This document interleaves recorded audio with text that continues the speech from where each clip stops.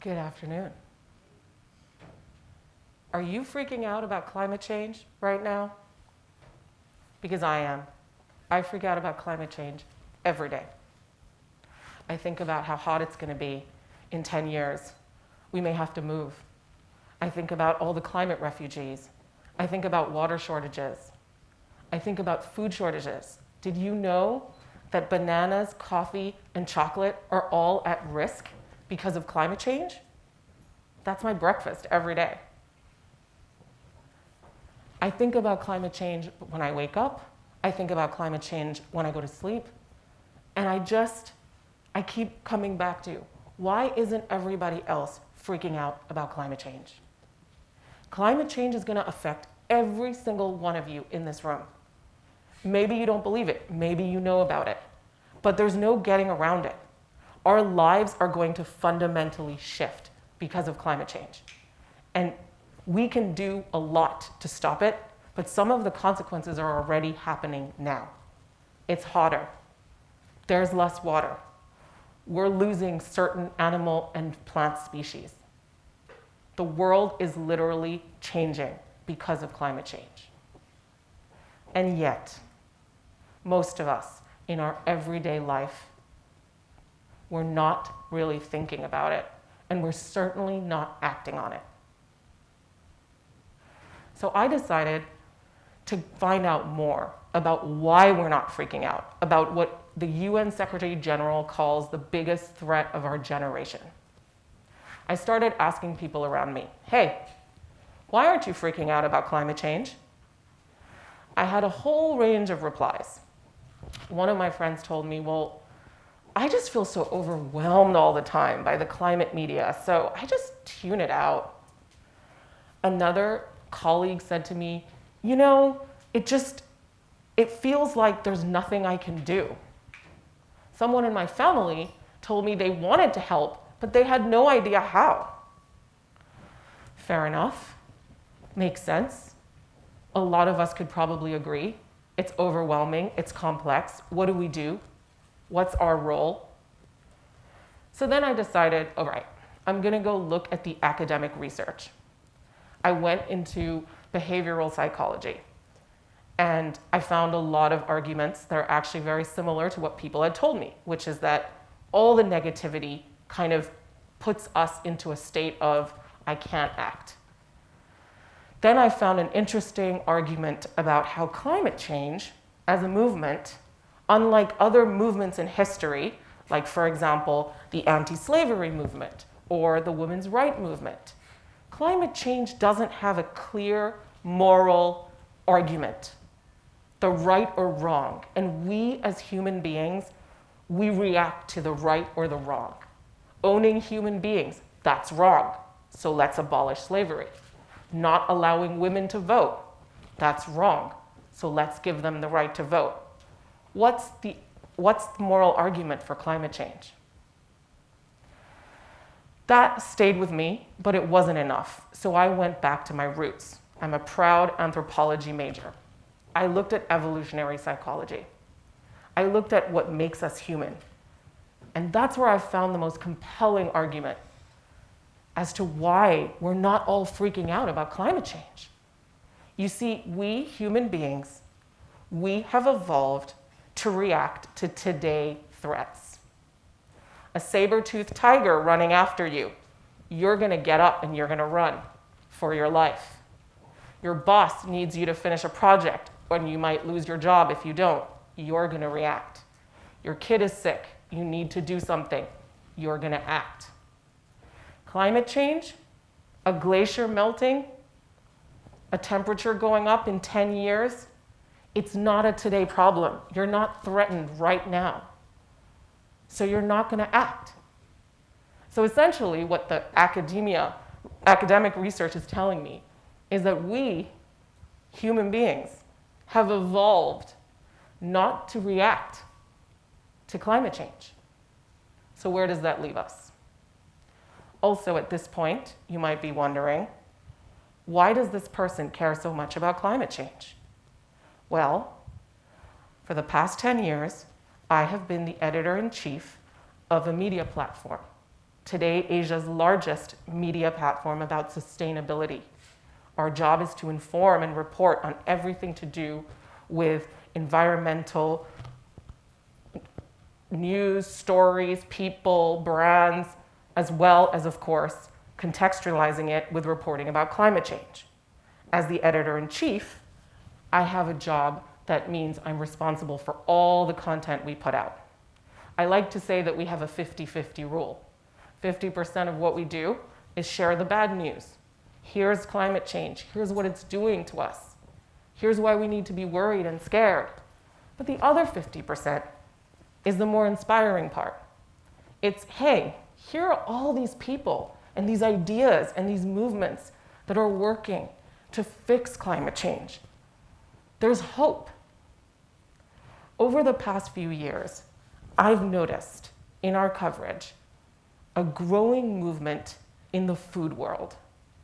And that has given me tremendous hope that we can actually conquer climate change. But first, a little background. I've been doing this a long time. I've been looking at the research on climate change for many, many years. And about 5-6 years ago, I started to see that there was a big link between what we eat globally and our carbon emissions. People within the industry had started seeing this link too. And the idea was we were all kind of in this mindset of, all right, the way we're eating and our global food supply chain and our global food systems, they are playing a huge part in carbon emissions output.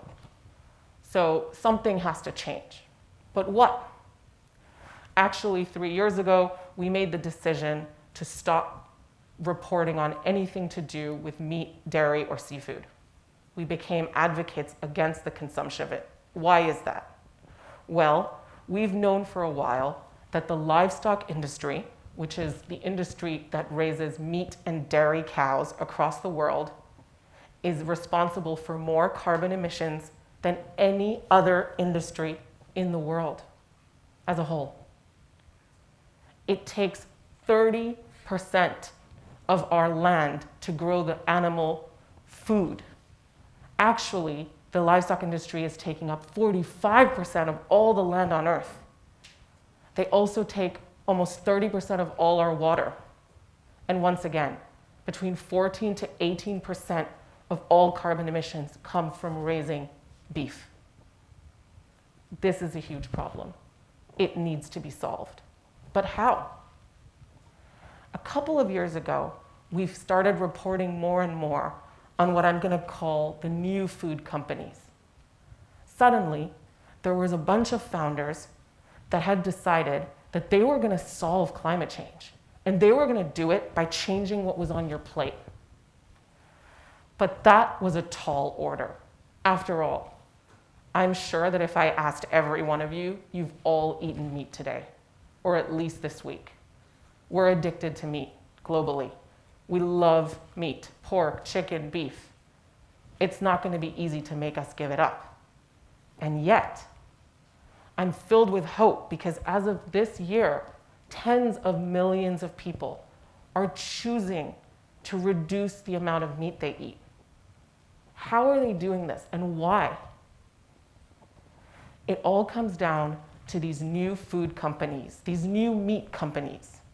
Today, there's new dairy companies and new seafood companies, but at first, when the movement started a few years ago, it was new meat companies. And they focused on beef because beef is the meat that has the highest carbon emission. And what they did is they looked at things completely differently. Actually, they looked at the origins of our human nature, and they realized that telling people about climate change all the time and telling people that they have to do this and do that and wear secondhand clothes and change their toothbrush to bamboo and use public transportation, it wasn't working at a big enough rate. It wasn't making enough of an impact. And climate change and the consequences of climate change were getting worse and worse. So they decided to look at things in a completely new light. And what they did is they hired the world's smartest people, including scientists, researchers, and food technicians, and they realized that they were going to make meat exactly like animal meat. It tastes like meat, it looks like meat, it cooks like meat, it smells like meat. There's only one thing: it's animal-free. Now, this might not seem like a big deal to any of you. Maybe you're thinking, well, we've always had veggie burgers. No.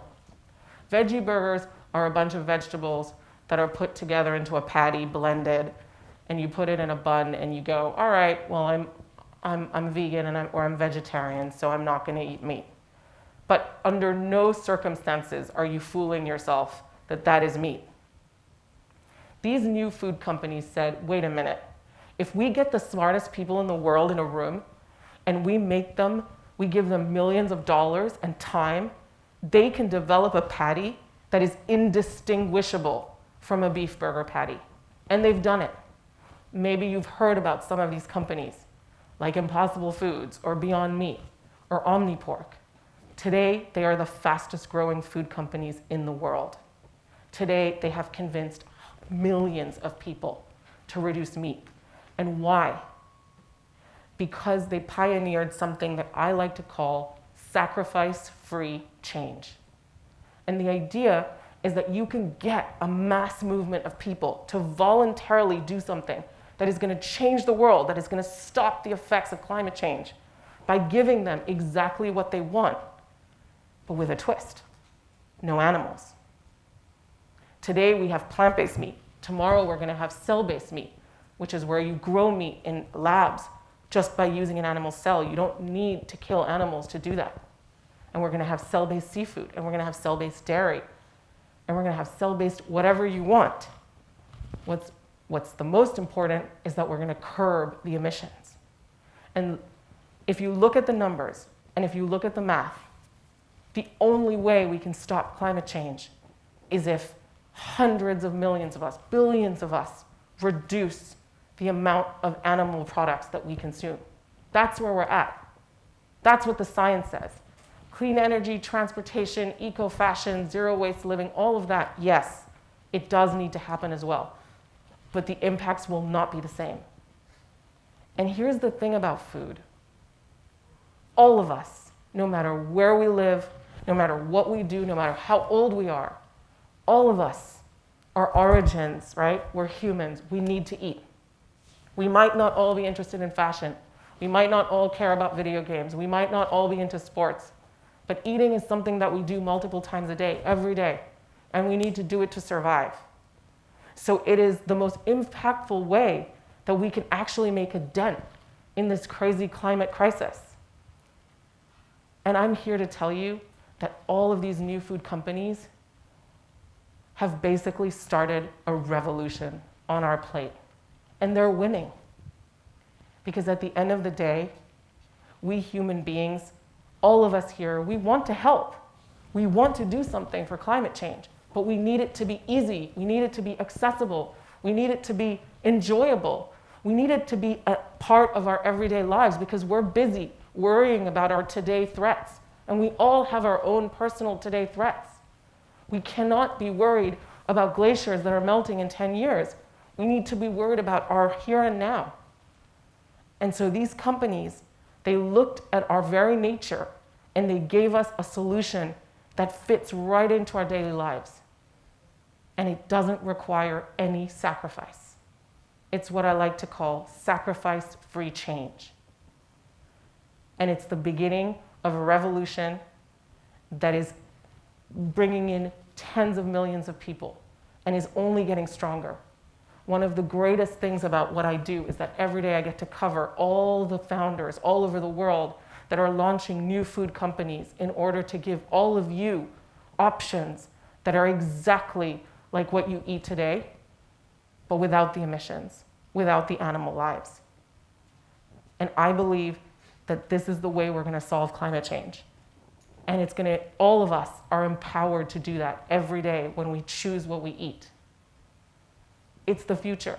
In 10 years, you may remember what I said, and you may look at your plate and you may see that actually it's completely changed, and yet you had to sacrifice nothing. It's a revolution. It's happening today. It's happening now. And this is how we're going to solve climate change. Thank you very much.